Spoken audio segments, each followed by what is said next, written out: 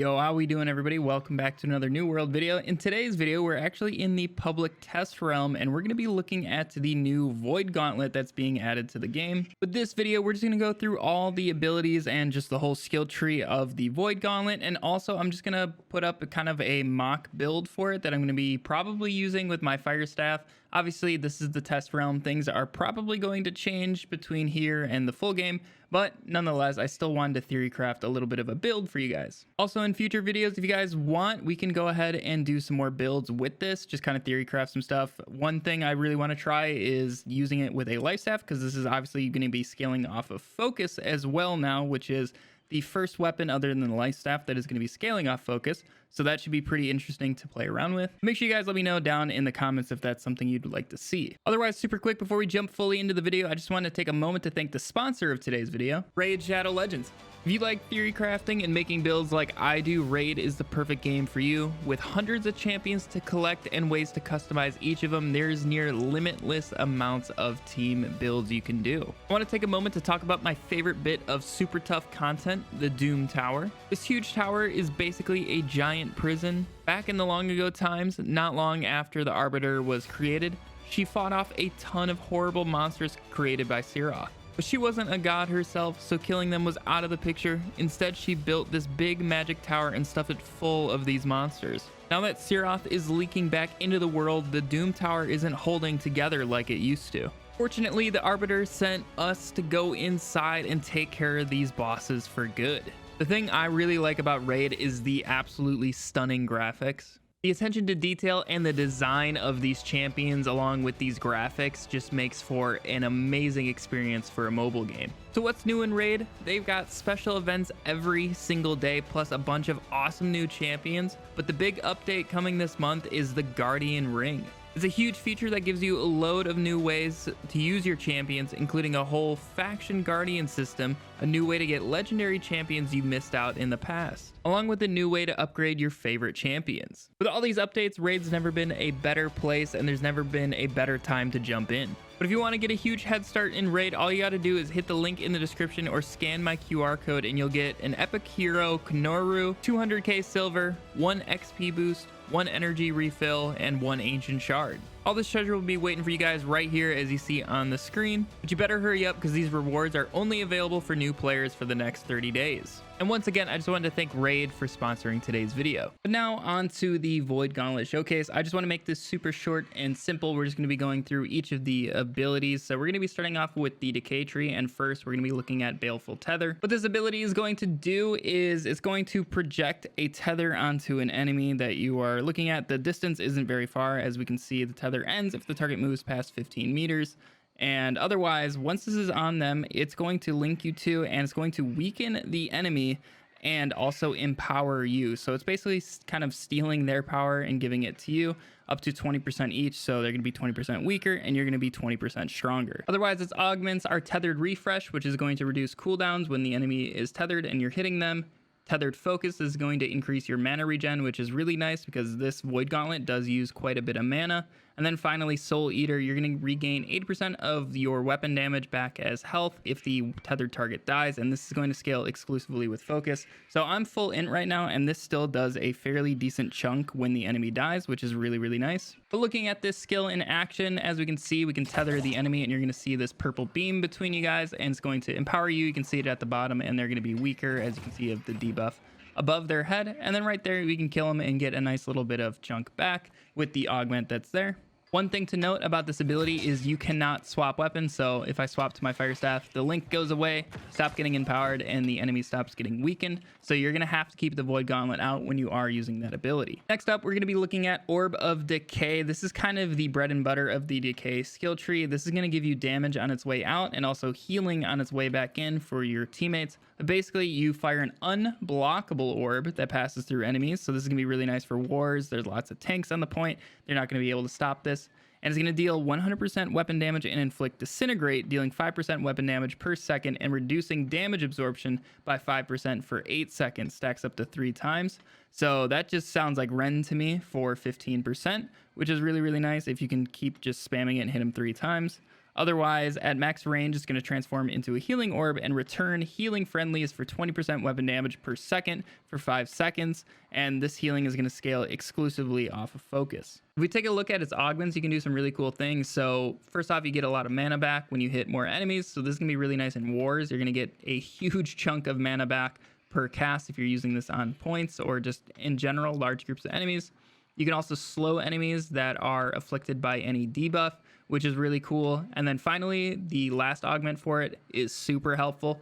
This is going to allow you to detonate the orb if you press the ability button again, and it's going to explode in a 4-meter radius, and then depending on its phase, it's either going to damage enemies, so if it's on its way out, that's when it will do the damage, or if it's on its way back in, it will heal friendlies for 70% weapon damage. This healing also exclusively scales off of focus. So taking a look at the ability here, as we can see on its way out, it's going to be like the Void Orb, and then on its way back in, it's going to be the Healing Orb, and right there is the Disintegrate, and it's going to tick over time. But otherwise, we're going to be able to detonate this as well. So if we send this out and press it again, we can see it detonated and ended up killing the miner that time, and it also counts for 2 hits, as we can see at the bottom with the capstone, that little swirly symbol. We'll get more in depth with that here in a second, but on single targets you can make it hit twice and stack up more stacks, which is really nice. Every enemy that detonate hits will add more stacks to the additional stuff that the original orb is putting out. The final ability here in the decay skill tree is Essence Rupture. This is going to fire a projectile that inflicts Essence Rupture for 10 seconds, healing anyone that hits the target for 20% of the damage done. Does not apply to damage over times. This could be really, really nice for like boss fights.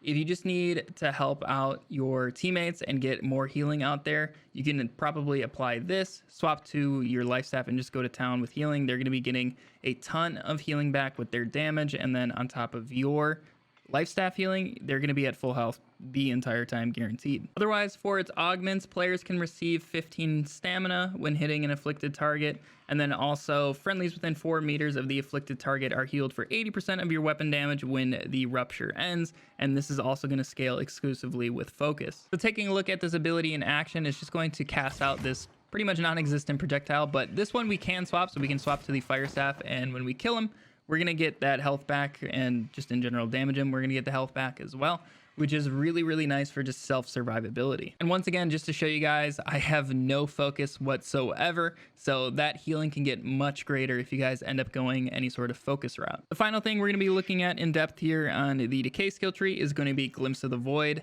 This capstone is going to basically, anytime you hit him with an ability, you're going to gain a stack of Void Essence, and at 4 or more stacks, your next successful heavy attack will instantly reset all your Void Gauntlet cooldowns and remove all stacks. And then there's a 15-second cooldown, but right now that 15-second cooldown basically does not exist, because you can just swap weapons and go back and that cooldown will be gone, and you can start stacking your essences again. Now this capstone is going to be much easier to use in large groups of enemies, because you're going to be basically guaranteed to get all the stacks. So right here we're going to try it on these guys, and we got all 4, and if we use a heavy attack, you can see the orb is instantly refreshed and ready to go again. And we can see the timer down there. It's ticking at 8 seconds right now. If we swap and go back, the timer is gone. This is actually a different ability with that timer right there.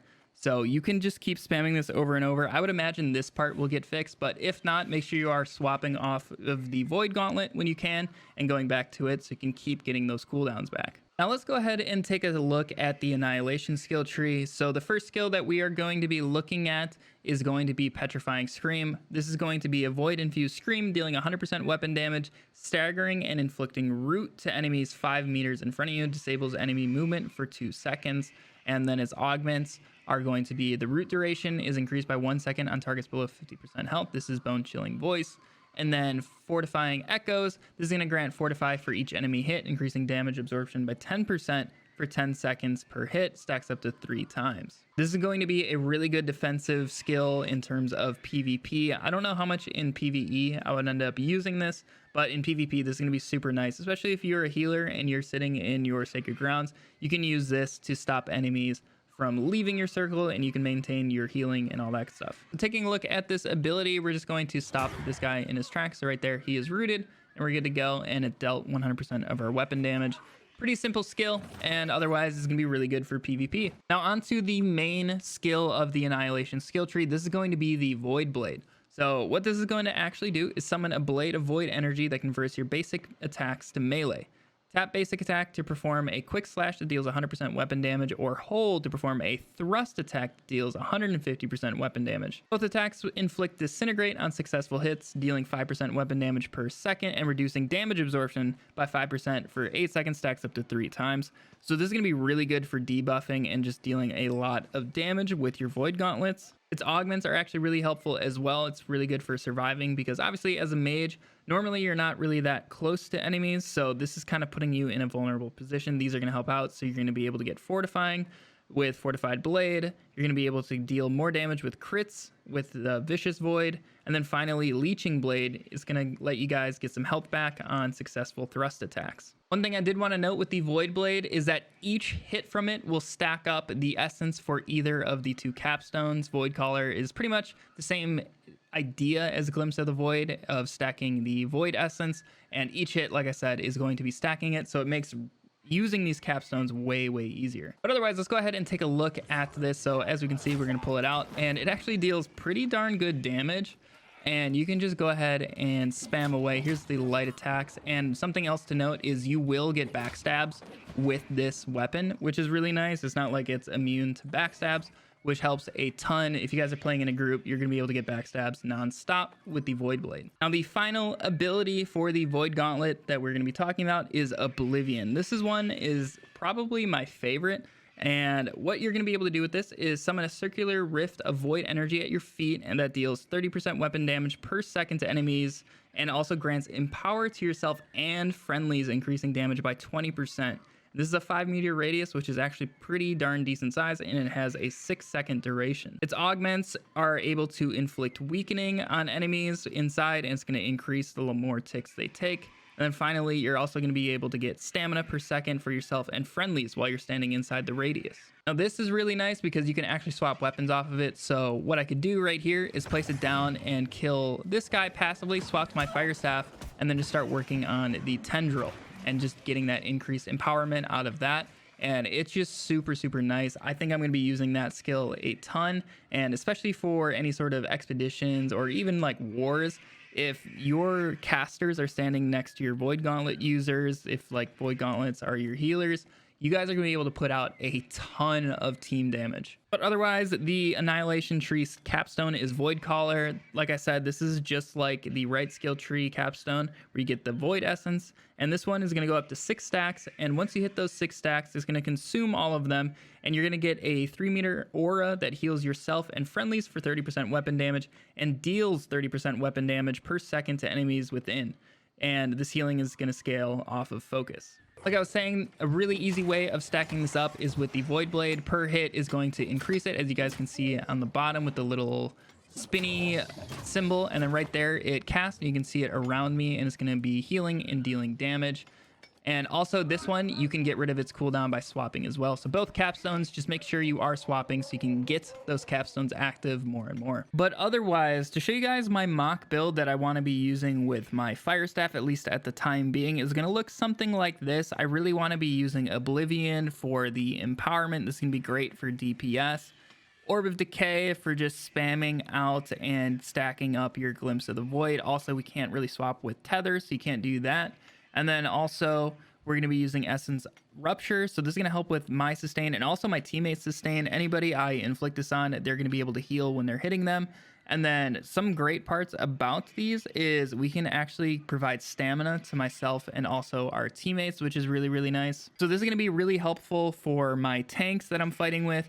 And also just in general, making sure people have dodges. So if any bosses are attacking, you can always have an iframe ready to go and get out of the way. Otherwise, with this setup, I'm basically just gonna try to hit 2 or more enemies with my orb, just so I can get to the max stacks. And if not, I can always cast my R and get that final stack and reduce all my cooldowns instantly. And then we can just spam rinse and repeat right there.